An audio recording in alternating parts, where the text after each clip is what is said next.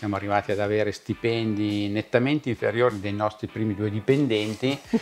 Noi non spendiamo un centesimo di pubblicità, eppure in tutti i motori di ricerca siamo primi, perché ci avevano detto che era un gioco d'azzardo fare un'asta.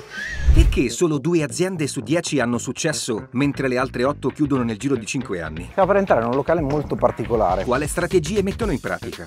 Visto che, come sai, il marketing per me è una malattia. Come hanno rivoluzionato il loro mercato? Siamo i primi in Italia a fare questa cosa. Come sono sopravvissute ai periodi di crisi? Quali sono state le più grandi difficoltà in questi 10 anni e come le avete affrontate? In un'unica domanda: perché loro ce l'hanno fatta e come puoi prendere anche tu spunto dal loro successo? Siamo qui per rivelartelo. Benvenuto in una nuova puntata di Imprese, un vero documentario in cui raccontiamo tutti i retroscena delle aziende più interessanti, rivoluzionarie e virtuose. Poi un po' di backstage lo mettiamo. Le analizziamo su diversi piani: modello di business, management, marketing e vendite. A condurre ogni puntata c'è Manabi. Ci siamo? Direttore del Dipartimento Video di Strategy News Agency, l'agenzia pubblicitaria specializzata in video per vendere. Se sei anche tu appassionato di business e marketing, se sei un imprenditore che cerca sempre nuovi spunti e strategie da applicare in azienda, allora iscriviti al canale e attiva la campanella per non perderti neanche un episodio. Eleviamo le tende. Torniamo alla puntata di oggi. Si dice che la differenza tra un adulto e un bambino è il costo dei suoi giocattoli. Oggi stiamo per scoprire quali sono i giocattoli per adulti. Cioè tu entri e ti viene già voglia, no? Oggi parliamo di un'azienda che ha più di 40 anni di storia e può vantare collaborazioni con marchi automobilistici leggendari come Ferrari, Pagani, Maserati, Alfa Romeo e molte altre. Hanno deciso di portare sul mercato qualcosa di straordinario, mai visto prima d'ora: delle fedelissime riproduzioni in scala di automobili. Ma di sicuro stai già pensando che ci sono già i giocattoli per bambini, le macchinine, quelle che chiunque ha ricevuto quando era piccolo. Ed è proprio a quei bambini che oggi sono cresciuti che si rivolge questa azienda di modellismo estremo. La passione è la stessa, ma il portafoglio è cambiato. Stiamo parlando di BBR, un'azienda che si rivolge ad una clientela veramente appassionata che vuole modelli da collezione e li vuole perfetti, ma soprattutto è disposta a tutto per poterli avere. Ma questa è un'impresa che ha originato una vera e propria impresa? Scopriamolo insieme. Tu come preferisci essere chiamato, Ferdinando o Nando? Il nome giusto è Fernando. Fernando, non Ferdinando. Nando, perché sennò... Ok. Prima domanda è, cioè proprio le domande banali da uomo della strada. Che cosa si fa qui e cos'è BBR? Beh, BBR innanzitutto è un acronimo dei 3 cognomi che hanno fondato l'azienda nel 1984. Ok. E quindi è Balestrini, Barberis e Reali. La ditta è nata appunto nel 1984, Barberis aveva appena finito l'università, voleva chiaramente fare quello per cui aveva studiato una vita, il dentista, ed è uscito subito, solo che togliere una B a quei tempi non andava bene, perché veniva fuori BR, quindi in quei tempi nell'84 era un po' hot. Era un po' rischioso. Era un po' rischioso. E quindi abbiamo lasciato BBR e l'abbiamo fondata, dico la verità, Alberto era su un Tennigraph Alfa Romeo da 8 anni e si era rotto le scatole, era stato, ok? Sì. Quando è stato acquistato dallo Stato. Io sinceramente avevo finito il militare e cercavo un lavoro, ci siamo conosciuti in garage di notte ad montare modellini, camere a gas venivano altri amici. E poi l'idea è nata a dicembre dicendo: ma perché non facciamo un'aziendina, invece per assemblare modelli per i negozi di Milano facciamo dei nostri prodotti, e da lì è nata la BBR. È stata molto dura, non possiamo negarlo, siamo arrivati ad avere stipendi nettamente inferiori dei nostri primi 2 dipendenti. A un certo punto è nato lo scoraggiamento, perché dopo 2 anni che lavori e facevi fatica a comprare la benzina, stavamo quasi per dire: ma è giusto o non è giusto questa strada? Però ragazzi, 25 anni, 23 anni, non si capiva budget, investimento, quindi i soldi arrivavano, solo che si compravano tavoli certo. si compravano materiali e questo non lo si capiva. Già, come diciamo nella intro, perché mai 8 aziende su 10 chiudono nel giro di 5 anni dalla loro apertura? Anche e soprattutto perché in una fase di startup non è ancora chiara la matematica che sta alla base dei processi aziendali. Non si sa esattamente quanto si spende per produrre un determinato incasso e in men che non si dica ci si ritrova con la serranda chiusa, ma a BBR non è successo. Ecco perché. E dopo un po' però è nata la svolta, sono arrivati i primi clienti esteri e nell'85-86 si è cominciati a decollare. Quindi in 2 anni più o meno. Sì, 2 anni di come sacrificio. come siete arrivati in contatto con i primi clienti esteri? Con le borse, con le piccole fiere, più che altro il mio socio, magari poi mi racconterà anche lui, era già più appassionato di me, lui già a 16 anni era proprio impallinato di modellini, realizzava già modellini artigianali. Io ho cominciato già 7-8 anni prima a fare i modellini, che andavo ancora a scuola. Ok. Poi ho lavorato in una Alfa Romeo, in un'altra ditta, la sera facevo i modellini. Poi, conosciuto lui, nel 1984 abbiamo cominciato a farli. Ok. E quindi ci sono all'interno del mercato europeo, definiamo, prima era l'Europa, e anche all'estero, delle fiere dedicate a questo tipo di settore, giocattolo, modellismo. E quindi andavamo lì con il nostro banchettino, tiravamo fuori e niente, la gente veniva, ci contattava, i negozianti ci davano il loro indirizzo e poi bellissimo era il francobollo, me lo ricordo ancora, no? I primi cataloghi col francobollo partivano, non è come adesso l'email, quindi 2 settimane di attesa, arriva il primo ordine. C'era questo vuoto, questa sospensione nel sì, tempo. Era bellissimo, dico la verità. Facciamo un salto temporale. Oggi BBR, proprio per l'uomo della strada, chi è, cosa fa? E adesso l'azienda si è evoluta, chiaramente siamo diventati veramente internazionali, possiamo dire con orgoglio che lavoriamo in Italia, ma non neghiamo che abbiamo anche produzioni in Cina. Però possiamo dire che come produttori di automodelli di qualità di questo settore, denominato high-end, di alta finitura, in Europa siamo gli unici. 2 tipologie di commercio, un commercio dedicato prettamente al negozio, alla boutique, perché i nostri negozi sono delle piccole boutique che trattano questa tipologia di modelli e modelli similari ai nostri, E questo è un commercio dedicato quindi al negoziante. Poi abbiamo un commercio che è nato anche questo 20 e passa anni fa, quindi siamo stati anche lì dei pionieri di internet perché aprivamo il sito nel 2000, quindi aprire il sito nel 2000, quindi 23 anni fa, in Italia internet era ancora una cosa che stava arrivando, Ci ha permesso una grande indicizzazione, non per niente il nostro sito, noi non spendiamo un centesimo di pubblicità, eppure in tutti i motori di ricerca siamo primi, dovuto a questa fortuna di aver iniziato per primi. Certo. Poi facciamo un prodotto che penso sia il primo brand al mondo, anche perché lavoriamo sotto licenza Ferrari, siamo stati i primi licenziatari di Ferrari. Caspita. Nell'89 abbiamo acquisito il primo contratto e questo ci ha portato chiaramente nell'indicizzazione di internet, Car Models, la nostra azienda si chiama BBR Car Models, tutte fortune che non conoscevamo ai tempi, quindi, ma questo aiuta nell'indicizzazione.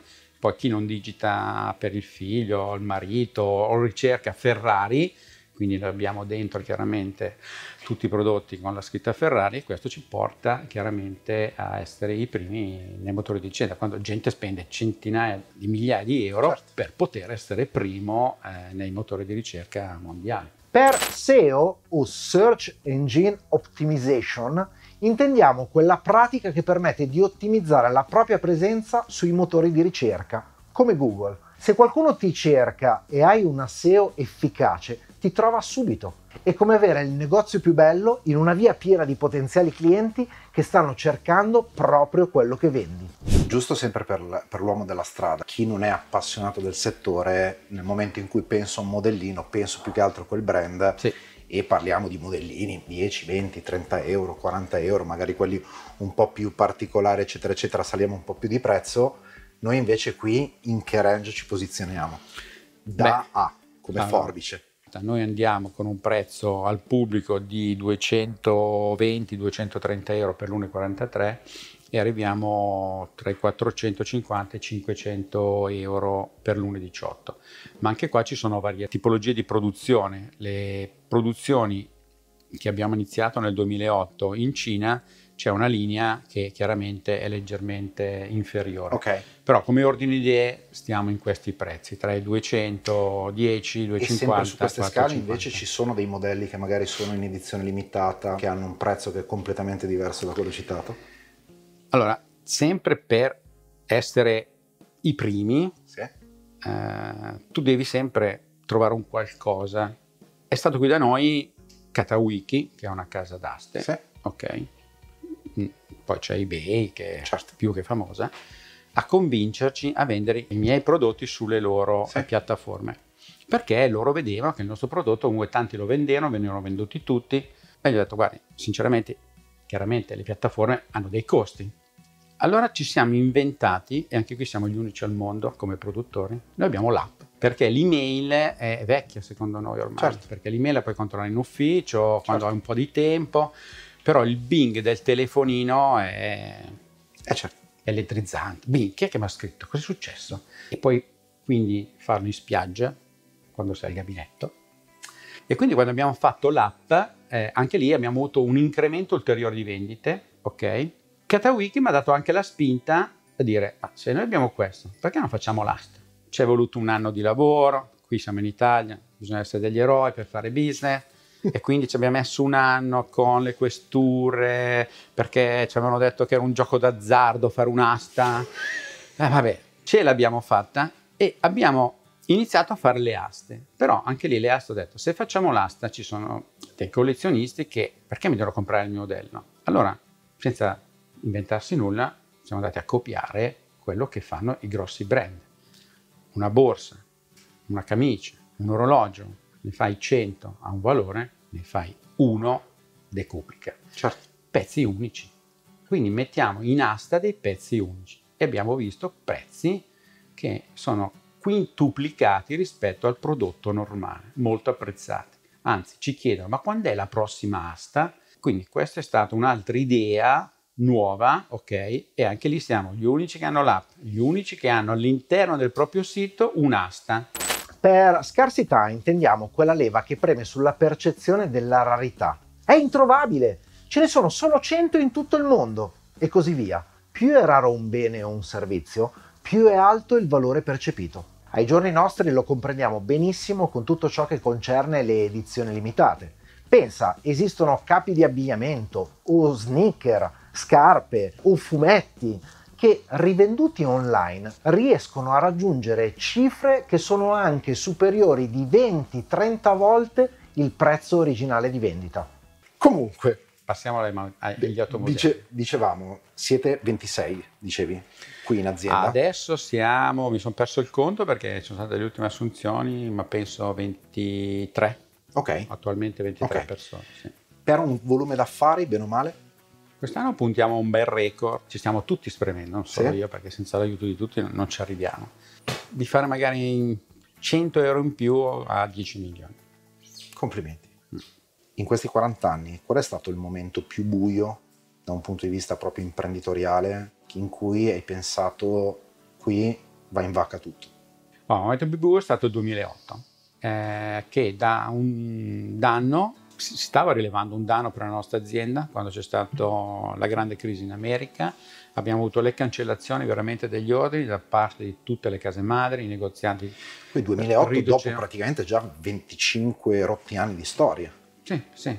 Lì proprio l'azienda contava qualcosa come 25-26 dipendenti, non riuscivamo più a dare lavoro a tutti perché ma immediati arrivavano le mail cancellate, mi spiace, non riusciamo a pagare. Chiaramente lì abbiamo dovuto prendere una decisione: o facevamo una grandissima riduzione del personale e trovavamo dei nuovi spunti, oppure noi eravamo destinati a chiudere. Non c'era alternativa, quello è proprio il momento clou. E cosa hai provato in quei momenti? In quei momenti pensi tantissime cose, pensi a tutto quello che hai costruito, alla casa, ai debiti ancora del capannone da pagare che non riesci a far fronte, cioè sono situazioni veramente, e nessuno ti può aiutare perché Se tu non vendi non puoi pagare, non ci sono alternative. Eravamo anche abbastanza indebitati per gli acquisti immobiliari, l'azienda andava bene, quindi anch'io dovevo pagare la casa, il mio socio la casa, insomma sono momenti veramente che ti alzi di notte e non dormi, però anche lì il fatto di credere nel prodotto, perché cioè, tutti dicono il nostro prodotto era il più bello, lo è ancora, ma perché non riusciamo più a vendere? E allora abbiamo preso e abbiamo trovato delle nuove soluzioni. Siamo andati in Cina, abbiamo conosciuto delle aziende nuove, abbiamo aperto una produzione nuova di modello die-cast di altissimo livello, magari andando contro un'idea che era quello di ridurre il prezzo. No, certo, perché noi siamo catalogati per il prezzo top, la qualità top. Andare a fare un prodotto di basso livello avrebbe scombussolato tutto. Certo. Quindi abbiamo anche lì rischiato. È andata bene. Invece in questi 40 anni quali sono state le strategie, le intuizioni, le cose che dici sono state delle vere e proprie chiavi di volta perché effettivamente ci hanno permesso di crescere, prosperare ed essere oggi l'azienda che siamo? Quello che io vedo tra noi e la concorrenza, che noi cerchiamo sempre di innovare, sempre. Quindi dalla verniciatura, che prima era acrilica, passarla all'acqua, dalle decalcomanie che prima erano fatte in un modo, adesso sono migliorate, dai vetri, noi siamo stati i primi a inventare questa tipologia di vetro che è realmente simile alla macchina vera.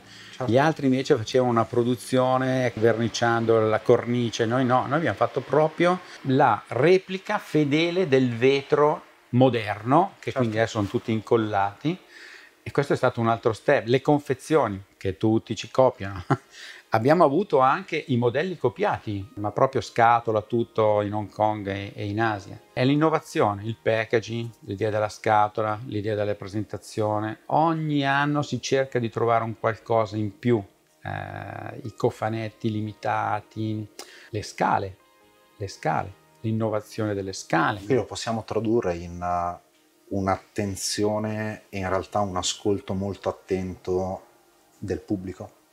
Sì, perché anche molti collezionisti ci dicono quello che vorrebbero, ok? Quindi anche quello è un segnale da ascoltare, sempre.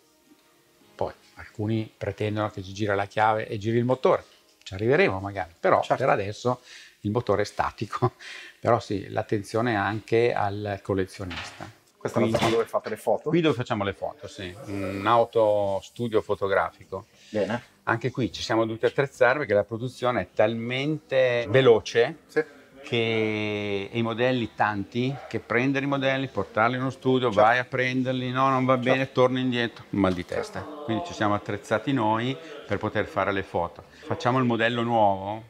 Faccio un esempio, quello che è adesso in stretta collaborazione con il team Ferrari che ha portato questa macchina alle Mans, e quindi loro, fammela vedere, fatemi vedere la carbonio, mandatemi le foto, e quindi bisogna stare dietro.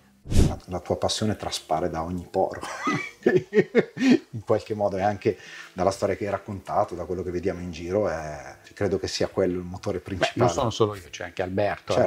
Io sono quello che so il piano sopra, faccio il commerciale. All'inizio ho imparato tutto, perché veramente noi, sia io che lui, sappiamo fare tutto. Quindi anche quando parli con i collaboratori, non è che sei il manager che va giù e dice la verniciatura non mi piace, lo stampaggio. Cioè noi quando eravamo in due si verniciava, si stampava, si assemblava, si usavano le colle, quindi io so fare tutto il processo per arrivare a fare quella cosa lì. Quindi con i collaboratori parlo con senso di conoscenza, e quindi magari c'è anche il rispetto di dire però effettivamente lui le sa le cose, mettila così, mentre in altri punti, in altre aziende arriva il manager, poi non capisce niente, quindi anche il risultato poi della persona che collabora non è uguale. Proprio un'ultima domanda su questo rapporto con le case.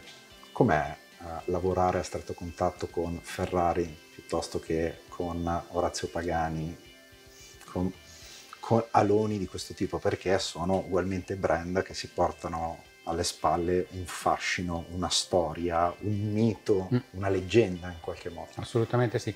Beh, il nostro impegno è sempre stato massimo nei loro confronti ed è l'unico modo per cui il rapporto è sempre stato ottimo, cioè un rapporto di estrema correttezza nel replicare, nel poter, nel fargli vedere il modello, il secondo modello, lo sviluppo. Quindi questo è importantissimo. Quindi la fiducia che hanno in noi, che in anni abbiamo sempre seguito alla virgola ogni loro indicazione. Faccio un esempio: adesso stiamo sviluppando un cofanetto che ha vinto, che ha fatto la pole a Monza proprio, sì. Sainz. Ci è venuta l'idea di accoppiare la 49P che ha vinto Le Mans, sì. Per cui abbiamo fatto una nostra idea, gliel'abbiamo data, va bene, non va bene, questo fa parte anche del contratto. L'immediatezza di accettare il loro consiglio, il rapporto così stretto ci ha permesso di avere adesso veramente un rapporto molto amichevole anche, a volte anche loro danno quello che magari non darebbero a un altro di fiducia, perché sanno che da noi esce solo un prodotto top. Certo. E varie volte ci è stato detto: vabbè, ma voi tanto sappiamo che va bene. E questo fa piacere, cioè, certo. Fa enorme piacere, perché sennò devi passare a dargli il modello, loro devono guardarlo, poi te lo rimandano, poi devi rimandare il modello definitivo. Invece questi step che ci sono sempre, ma sono fatti con foto, abbiamo sempre garantito il top della qualità, anche perché se noi non facciamo questo, il nostro cliente poi non ci riconosce l'acquisto. Certo. Quindi dobbiamo sempre innovare, sempre essere al top, e quindi i rapporti si sono, come si vuol dire, affievoliti per le autorizzazioni, per la garanzia che noi abbiamo sempre dato di qualità totale. Ci racconti le varie fasi di produzione di un modellino come questi? Quindi sì. A partire un po' il tour che ci hai fatto fare prima in azienda, certo. ma allora, ripescandolo. Allora, questi due modelli hanno due storie di sviluppo completamente diverse, quindi è bello averne qua due di anni diversi. Allora, questa che è praticamente una delle nostre ultimissime novità appena arrivata, che è l'SP3, un'edizione limitata di Ferrari. Per realizzare questo modello qua noi cosa facciamo? Innanzitutto, visto che abbiamo contratto di licenza con loro, riceviamo tutte le informazioni, che sono il CAD, della macchina. Per CAD intendiamo la tecnologia che consente di progettare un modello fisico e poi di crearne la relativa documentazione tecnica, sostituendo il disegno manuale con un processo automatizzato e o in 2 dimensioni o tridimensionale. Il software più noto in questo ambito è AutoCAD. I CAD sono a volte molto puliti, a volte sporchi. Cosa intendo per sporchi? Che noi potremmo prendere, se avessimo le capacità, e rifare la macchina vera, sì. Perché abbiamo motore, tutto abbiamo, certo. Completamente tutto. Quando abbiamo scaricato tutto, a noi serve pulire il tutto, perché a noi non ci serve il motore, le sospensioni, non ci certo. servono, e quindi passano 2-3 settimane per pulire il disegno e per arrivare a disegnare in computer quello che a noi serve, che poi passeremo nella stampante 3D per realizzare il primo prototipo. Sì. Qui non c'è nulla, perché ai tempi si disegnava tutto a tennigrafo. Certo. E la documentazione è irreperibile, solo magari per pochissime macchine si trova in giro qualcosa, semmai si riesce a entrare in contatto con le persone giuste. Quindi qui cosa si fa? Qui si va dove c'è la macchina vera, si prendono tutte le misure, con un sistema di 1 metro, particolare. Adesso negli ultimi anni sono nati gli scanner 3D, sì.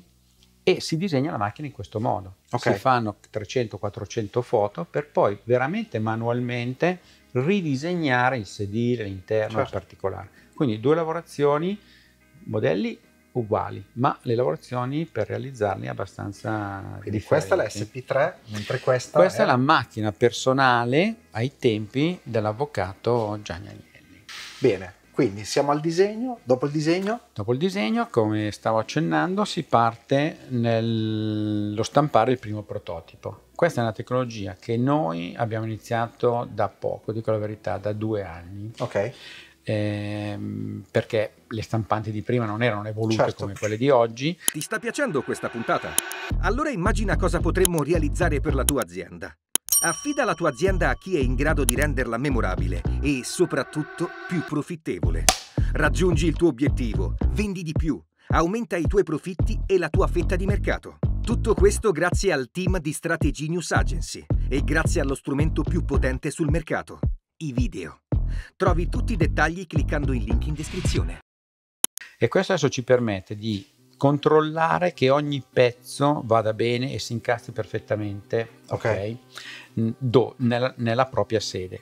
Prima invece a volte magari non era così e si doveva intervenire in continuazione. Quindi si fa il primo prototipo, fatto il primo prototipo, passiamo allo stampaggio in resina, quindi si crea il master per poter replicare X stampi, nei quali stampi noi poi andiamo a stampare il modello in resina. Si stampano le scocche, gli interni, i sedili, vengono puliti dalle bave e passano in verniciatura. La verniciatura all'interno dell'azienda con 2 cabine pressurizzate, una di altissima finitura per fare questa verniciatura spettacolare e l'altra invece dove vengono realizzati tutti i pezzi, cruscotto, volanti, sedili. Verniciati i pezzi, si entra in laboratorio dove 2 tipologie di persone preparano i pezzi.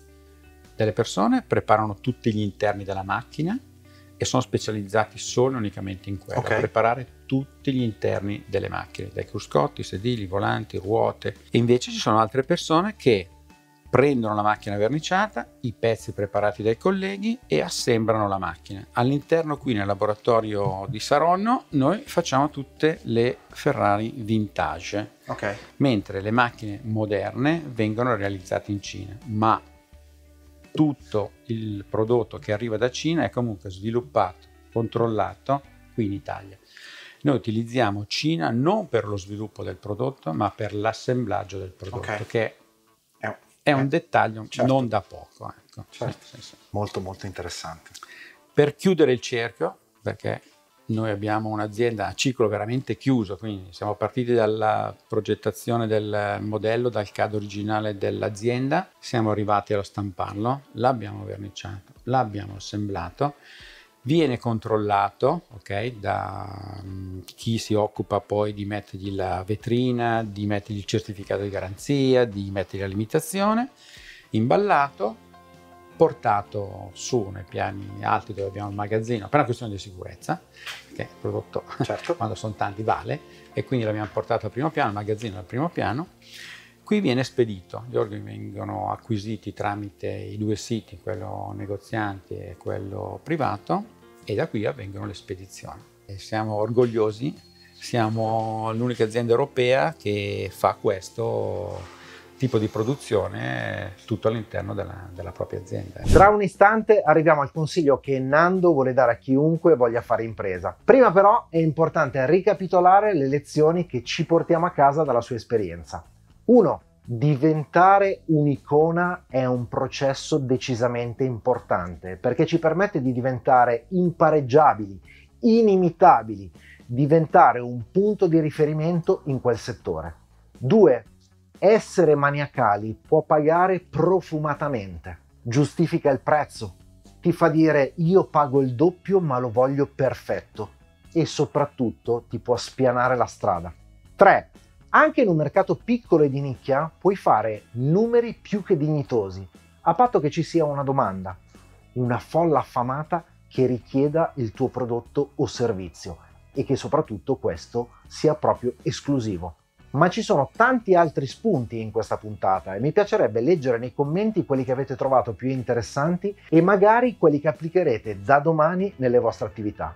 Nel frattempo mi raccomando, lasciate un like, iscrivetevi al canale e condividete questa puntata perché settimana prossima torneremo in ambito food, ma questa volta ci addentreremo in una tipologia di cucina, in una tipologia di processo che può rallentare l'invecchiamento di una persona e ci può a tutti gli effetti far stare meglio. Un'azienda che ha sviluppato non solo formazione con i più grandi chef stellati d'Italia, non solo una linea di prodotti specifici, non solo un ristorante, ma tanto altro ancora. Ma adesso torniamo al consiglio di Nando e noi ci rivediamo settimana prossima. I primi anni, ma anche in determinate situazioni, non è che si stava a guardare le 8 ore qua, Certo. Si lavora il sabato, la domenica, fiere che portano via tutta la settimana e inizia alle 8 e finisce a mezzanotte, il sacrificio di andare in Cina, lasciare la famiglia, stare là 10 giorni, per 6 settimane all'anno, quindi nessuno regala niente, bisogna lavorare giù la testa, credere in quello che fai e niente, impegnarti sempre tutti i giorni, perché se tu pensi di essere arrivato, il giorno dopo c'è uno che ti frega. Visto che effettivamente si evince che voi siete i numeri uno su questa tipologia di modelli a livello mondiale, qual è secondo te l'ingrediente che ci ha permesso di arrivare a questa eccellenza? E cercare sempre di svilupparlo e di migliorarlo. Se ti fermi, ti ritrovi gente che si è fermata e i modelli fatti adesso sono uguali a quelli di 20 anni fa. Mentre se prendi i nostri, quello di 20 anni fa, lo guardi e dici è indietro rispetto a quelli di adesso. Io adesso non sono appassionatissimo del vostro mondo nello specifico, ma ritengo che tra il mondo dei collezionisti di auto eccetera eccetera voi siate una vera e propria icona in qualche modo da questo punto di vista. Su quello sì. Nessuno può dire ma chi è la BBR, tutti ci conoscono. Per cui la storia, il mito, la leggenda eccetera eccetera l'avete costruita in maniera oggettiva. Sì, abbiamo anche, e ci fa piacere, cioè, prima era un danno, lo vedevo come un danno, invece fa piacere su eBay, oppure quando ci sono delle presentazioni di aziende o cinesi o che stanno partendo, che su eBay scrivono non è un BBR, ma il BBR gli serve per indicizzare il prodotto, oppure quando fanno le presentazioni per posizionare il target prezzo qualità mettono BBR e loro sotto subito. Per cui che dire, a voi che state guardando in camera, se volete vedere e mettere le mani su un modellino veramente ben fatto, più che modellino è anche sminuente, cioè su una riproduzione fedele in scala di quelli che sono i modelli più iconici, sicuramente bbrmodels.it. L'ho detto corretto il sito? Super. È stato un grande piacere. Altrettanto. Alla prossima. 3. Anche in un mercatolo €1.000 unico, personalizzato. Grazie mille. Prego. Tutto